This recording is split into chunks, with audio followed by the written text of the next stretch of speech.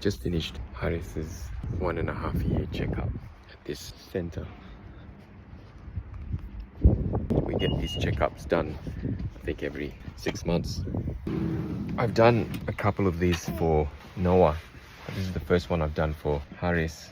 I use Google Translate for a lot of it because it was just so hard for me to understand what was being asked. I mean, it's really hard as a non-Japanese speaking person to do these menial tasks. The nurses or the workers, they were all really friendly and kind, and they weren't frustrated dealing with a person like me, which helped a lot. And in fact, one of the nurses wants to learn English so she can talk to people like me.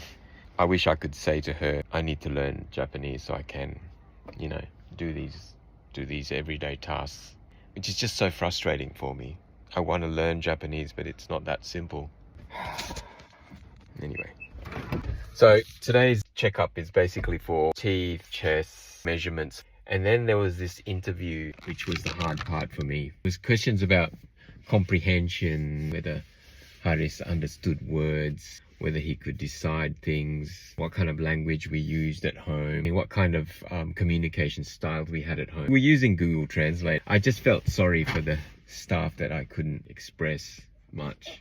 The next checkup is in 6 months' time when he turns 2. Not that my Japanese will have improved significantly by then, but I've got to go to these appointments because they're good for my confidence in dealing with people. But being in this position, it really makes me understand how foreigners who come to Australia who don't speak any English, and when locals give foreigners a hard time because they can't speak the language, it's demoralizing. We're often quick to judge people who can't speak the language. We're often quick to say, hey, learn the bloody language. You want to live here, learn the language. Yeah, it's easy to say that, but when you don't have the resources to study, it's not that straightforward. So if you're in your country and you see a foreigner who's struggling with language, don't give them a hard time. Don't judge them, because it's not that simple. I'm in that situation now where I'm the person who can't speak the local language. I'm just fortunate that the people in there, the staff, were very kind and compassionate and put on a smile, even though it must have been frustrating to deal with me. Anyway.